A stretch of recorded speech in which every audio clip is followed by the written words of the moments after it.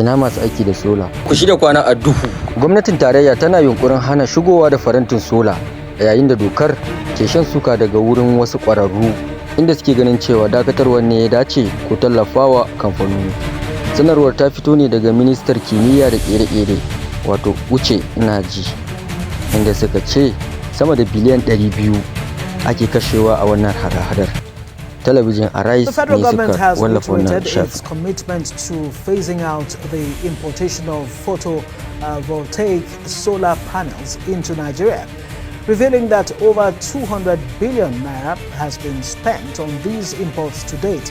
Now, this move is part of a broader strategy to boost local manufacturing and reduce reliance on foreign renewable energy equipment. Amma ba anan gizo ke saka ba.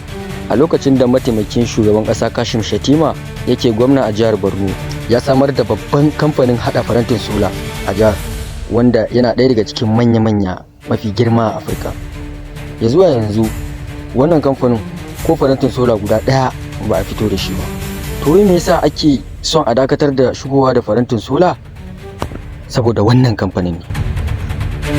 To ita wannan kamfanin sun samu ƙarancin kuɗin shiga. To shine ake so a sha jinin talaka. Kowa ya sani a Najeriya gwamnati ita ta sai da hukumar wutar lantarki na NEPA, kuma 'yan siyasa su ne suka saka hannun jari a kamfanin da ta siya. Har ila yau da 'yan siyasan nan kuma su ne suka saka hannun jari a kamfanonuwan da suke shigowa da janareto kasar. Sakamakon haka talaka ya shiga wani kunci, sun yi mai yiwuwa wurin ganin sun kuntata ma talaka ta yadda ba yadda ya iya. Amma sun mance ba su daidaita da Allah subhanahu wata'ala ba, ubangijin mabuɗan rana da yawa. Yanzu idan gwamnatin Najeriya ta ce kowa ya cire solan gidansa, za ku cire naku? Ku rubuta mu a comment section.